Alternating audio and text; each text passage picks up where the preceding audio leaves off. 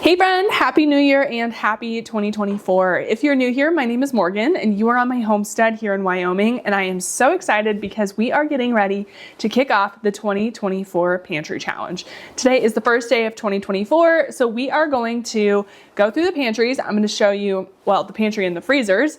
I'm going to show you everything that we have for food storage.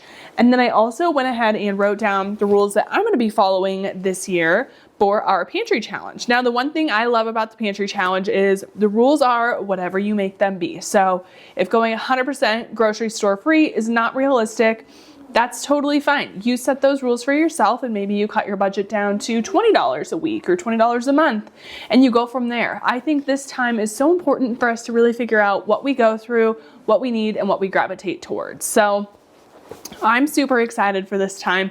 I hope that you are following along.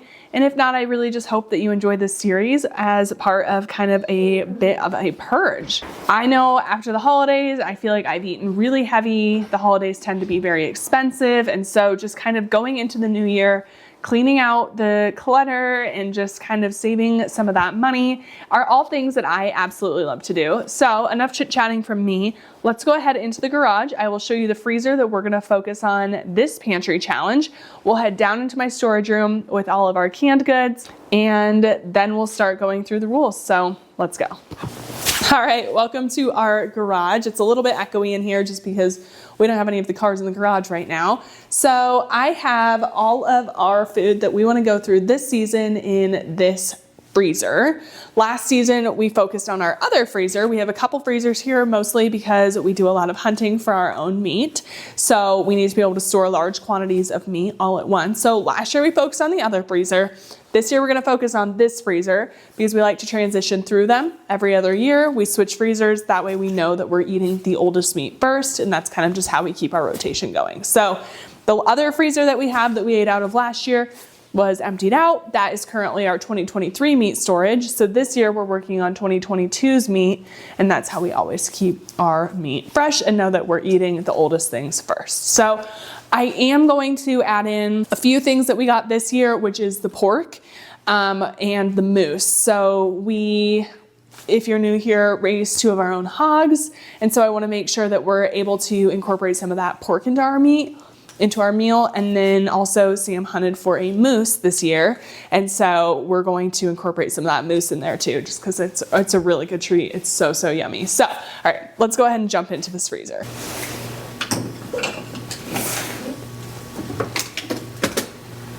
All right, so this is what our freezer is currently looking like. Now you will notice it is primarily meat, but we do have a few store-bought items, and we'll just run through it. So on this very bottom shelf is where we keep the roasts. We have primarily moose roast in here, and I think a couple of elk roasts. We also keep some of our other roasts in the door. Say hello to our visitor cowgirl here.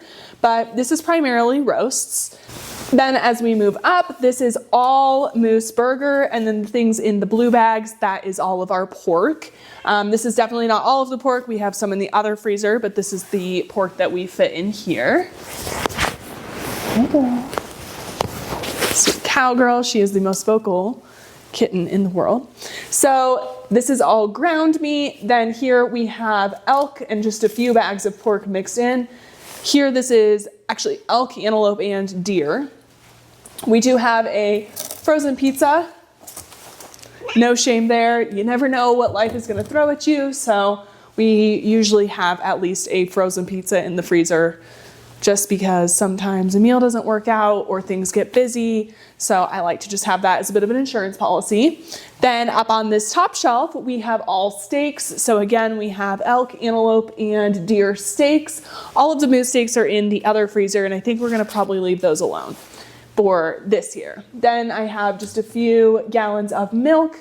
Sam needs the lactose-free milk, so we just get that at the grocery store. I think in total I have 4 half gallons of lactose-free milk, so I'd like to have more, but that's what we're working with.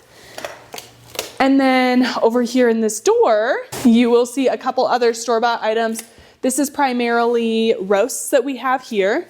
Then down on the bottom shelf, we have some brats. These are moose brats. They are chili moose brats. And then I do have 2 packs of just some store-bought chicken. Down there, we really don't go through much chicken, but I like to have it just in case. Sometimes we have visitors, they don't love wild game, so we'll have chicken for that. Or sometimes I just need a change of pace, and sometimes it's too much red meat and I just need chicken for a meal, so we will keep that as well. Then I just have some more roast, some more chicken. Up here is maple breakfast sausage, and it is elk. So that's really, really yummy. We have some shrimp in this bag, and then up here we have some jalapeno cheddar brats. Sam's one request, last time I went to the store, I always ask him if he wants anything, and he asked it for toasted ravioli, which I thought was super random. I've never had these in my life, but he asked, so he shall receive some toasted ravioli. And then we also have some broccoli florets up in these bags right here. So I just have 2 bags of those. Now, one thing, luckily it is really cold out, so it's fine keeping this freezer open. But one other thing that we have is a lot of vegetables and fish that is in the other freezer. So let's jump over to the other freezer. I'll show you that. All of the wild game we're gonna steer clear from. We're gonna keep that for next year. And this is the freezer that we are primarily eating out of this year. But let me show you our vegetables and our fish. All right, so this freezer is where we keep a lot of the fish and vegetables. I have a gallon of cherry tomatoes that'll be really yummy in pastas. I also have a gallon of tomatillos down there, and then this is really all of our vegetables. So up top we have a bunch of green beans and some zucchini back behind. Then I have some tortillas, and behind those we have some corn. Then I just have more corn here, more zucchini, and more corn back behind. And then we have some walleye that we fished for. We go walleye fishing every single year, and that is a lot of the fish that we eat. And then down in the bottom shelf, I have preserved up some onions from the garden. So I have yellow onions, and looks like just 1 bag of red onions down here. So this is the other items that we'll be going through. And then finally, Sam went fishing in Texas this year, and he got some flounder. So we have a great variety of meat. We've got our walleye, all our red meat, a little bit of chicken, some pork, and flounder. So I think from a meat standpoint, we are going to be totally fine. And then I also, in our other freezer, have a couple bags of lard. And I would love, love, love if during this pantry challenge, I can get that lard rendered down and get that out of our freezer. So obviously we'll see. I work full time. We'll see what life throws at us, but that is one of my goals, is to get that out of the freezer. So let's get these freezers bundled back up, and I will take you down to the storage room and show you all of the food that we have preserved down there. All right, friends, so we are down in my canning room, and I do apologize. I know the lights are pretty bad, but we don't have lights on in here hardly ever, so, and I have all the windows blocked off for that reason, to keep everything nice and cold. But I just wanted to run you through all of the food that we have stored up for this challenge as well. So here I have a couple of apple sauces. These are from local apples that were grown here in Wyoming. I have a bunch of pickled beets. I made these out of the pink and white candy cane striped. So that's why they are pink rather than red. Those are one of my favorite things for salads. I absolutely love pickled beets on salads. We have marinara sauce over here, a good amount of that, along with some freeze-dried meals. Then, as you can see, we have a lot of pumpkins. I saved these. We will cook with some of them. I have more upstairs, but these are primarily for the goats. We use them as a natural dewormer, so I keep pumpkins stored down here that we grew during the summer. Then over here, I have some red tomato salsa. We have some salsa verde along with some chipotle tomatillo salsa that we made together. We really love nachos and burritos and all of those things. We have a ton of pickled jalapenos. That is also one of our favorite things on pizzas and burritos. Here I have some jalapenos, onions, and carrots. My favorite thing to do with these is get a cracker, put some cream cheese on it, and then eat it with some pickled jalapenos and carrots. It's so, so yummy. Then we have a good amount of just pickles here. Then on this side, this is our jams. So we have, let's see, onion jam, caramel peach butter. That stuff is really, really yummy. We have some peach jam from Palisade.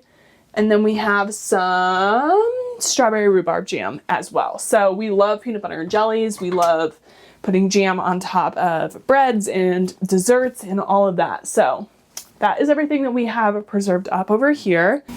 All right, so here is our potato harvest from this year. It wasn't the best year, but it was good enough. We have some sweet potatoes and the rest are regular potatoes. And then down below in this bin is where we have all of our garden carrots. We just keep those in shavings and they stay all winter long. And that is it for this room. We obviously have a pantry with pastas that we've homemade. There's a lot of just rice and beans and those kinds of things upstairs as well. So we keep food in different places depending on the conditions that the food needs. But without further ado, let's run upstairs, grab our notepad, and I will walk you through this year's rules that I will be following for the pantry challenge. All right, friends, we are back inside. It's nice to be back in the warmth. I do remember filming this last year and it was like -15 or something crazy outside. So I am so thankful for this year. We are definitely spoiled with the winter weather we've been having so far, but it was bringing back memories of how cold last year was. So let's go ahead and run through our rules. So I'm going to be doing this for, the goal is 8 weeks. So all of January through the end of February. And with that, my plan is to not go to the grocery store whatsoever for 5 weeks. After that 5-week mark, I'm going to allow myself $40 total to buy anything fresh to help get us through the rest of the year. I do think this will be a bit of a challenge. We will be long out of everything fresh, probably except for carrots and potatoes at that 5-week point, which is why I set it for 5 weeks. I wanted to challenge us.